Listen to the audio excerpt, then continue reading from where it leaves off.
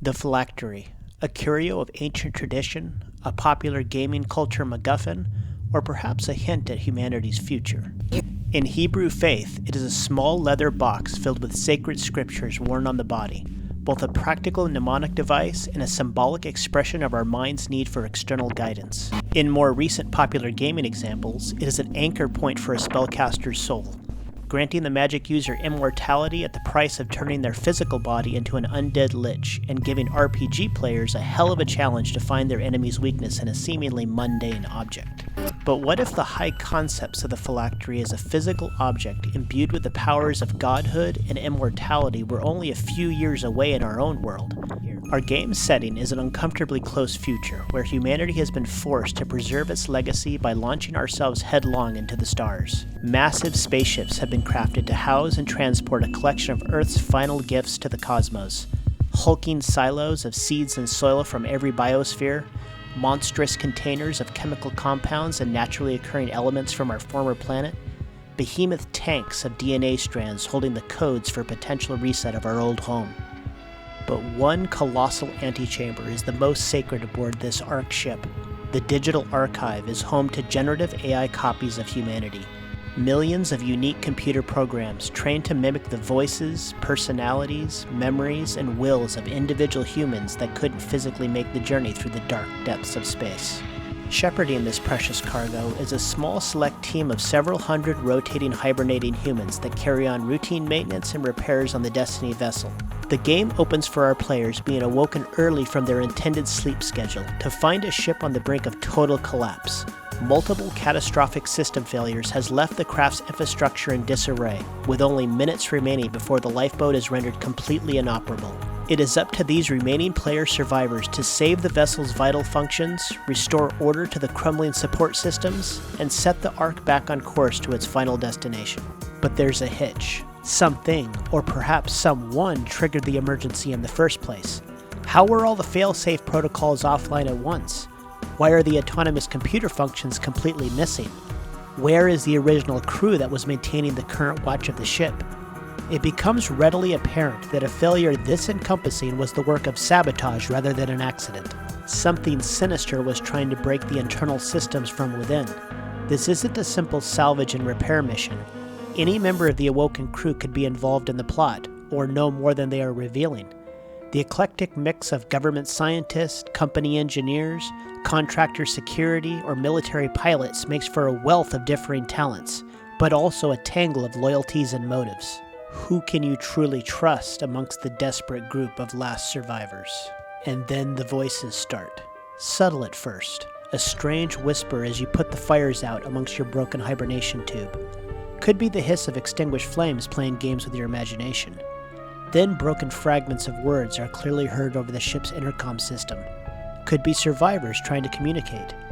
But then as you access a computer terminal, a very clear mystery voice speaks to you, asking questions about how many other living survivors there are, what kind of access you have to the ship, where exactly are the life support safety locks.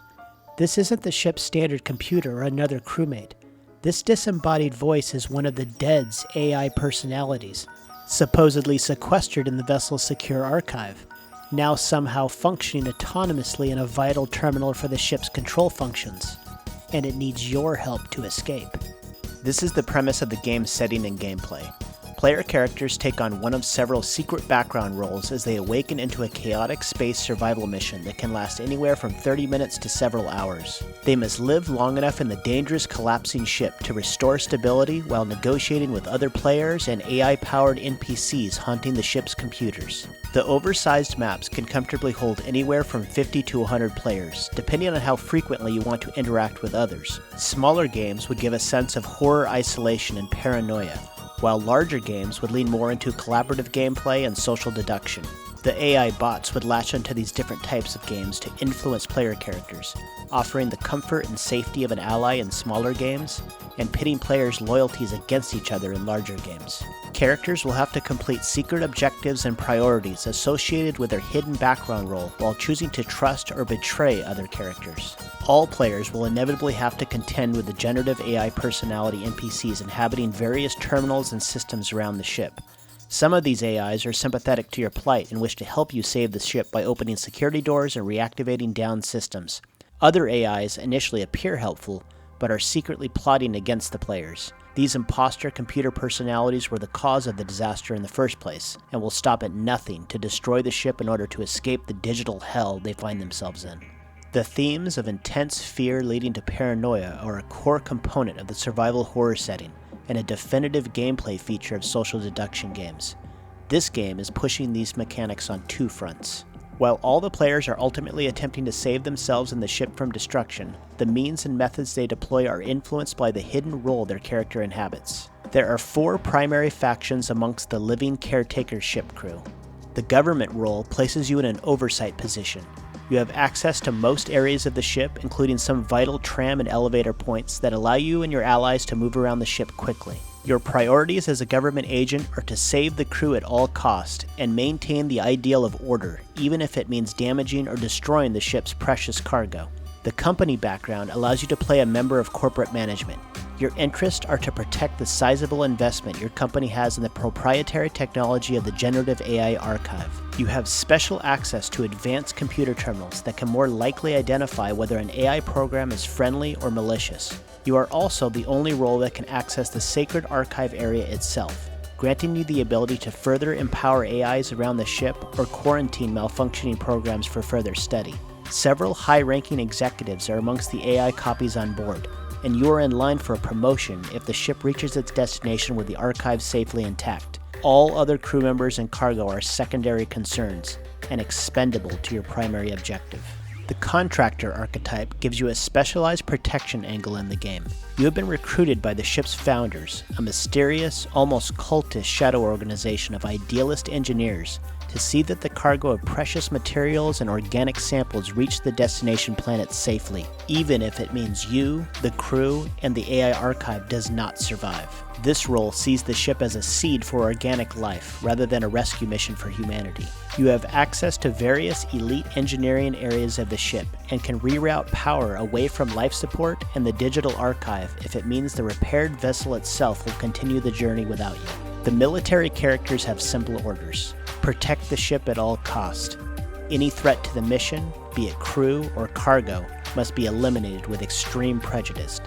Suffice it to say, the lack of nuance or clarity leaves this role's focus up to the individual about what exactly the mission is. You have access to special weapon caches and security lockers that give you an advantage in the firepower department. Other backgrounds may see your weaponry as an asset and attempt to sway you to their cause. Deciding which of the other roles you wish to support is up to you. Choose wisely, or you may find yourself expendable to the very mission you are trying to protect. When players begin the game waking in their hibernation chambers, they also have a chosen occupation separate from their background hidden role. Scientist, engineer, security, and pilot classes each have different starting equipment that let you begin your survival journey with a specialized toolkit. Your first priority will be putting out any life-threatening fires, containing hazardous material leaks, and sealing any vacuum breaches. Each game randomizes the extent and location of damaged sectors, giving a unique challenge to each ever-changing disaster. Failure to shore up weaknesses in the infrastructure of the ship can lead to cascading problems across multiple decks. The first minutes will require loose cooperation amongst any surviving crew that find each other in the wreckage, or risk complete destruction. Once critical damage has been contained, the mid-game shifts to system repairs and power allocation. There is clearly not enough power and resources to fully restore all systems equally. Some sacrifices must be made to save certain aspects of the mission. The mid-game also incorporates the influence of generative AI personalities that can help players take control of different systems and areas of the ship. One AI may have influence over gravity controls, while another can open or seal emergency fire hatches. Players will have to empower or subvert these AI programs with their own hidden agendas to progress to the late game. If the ship is not destroyed, the game ends in a victory for the players when all nefarious AIs are contained or eliminated, and the ship's navigation engine systems are fully repaired, fueled, and powered for the coming journey. However, not all background objectives will be capable of claiming a full victory equally. There is simply not enough power to keep the remaining intact hibernation tubes, specimen vaults, and AI archives functioning while continuing space travel. Something must give way to let others survive. Players may scavenge, craft, and utilize a wide selection of tools and weapons to promote their goals and achieve their version of a victory. Welding torches, sealant guns, X-ray scanners, and grappling tethers can all be obtained while navigating the dark, damaged corridors of the derelict vessel. Trading resources with other players in collaboration or stealing their collections to achieve your ends are viable strategies. Command the ship's functions in clever ways to reach new areas to explore. Shut down gravity in a damaged elevator shaft to help you ascend to a room you couldn't normally access. Open a cargo bay door to the vacuum of space to put out a raging inferno consuming the area. Cut off power to a security hatch to manually force it open. Non-linear exploration and exploitation of the game's expansive mechanics will let you further gather more resources around the ship in your bid for victory. The ever-looming presence of the generative AI personalities lends a sense of tension to every corner of the massive ship. They speak to players through intercom systems, access terminals, and can even be heard modulating through mechanical devices. Their need for external interaction haunts every step of your journey, but their use goes beyond just scripted atmospheric effect. Using the power of generative AI in a game lets these programs act as their own characters. They negotiate and debate with the players to get what they want. Benevolent personalities may just wish for more power allocation to help the players activate new systems and repair the ship's infrastructure.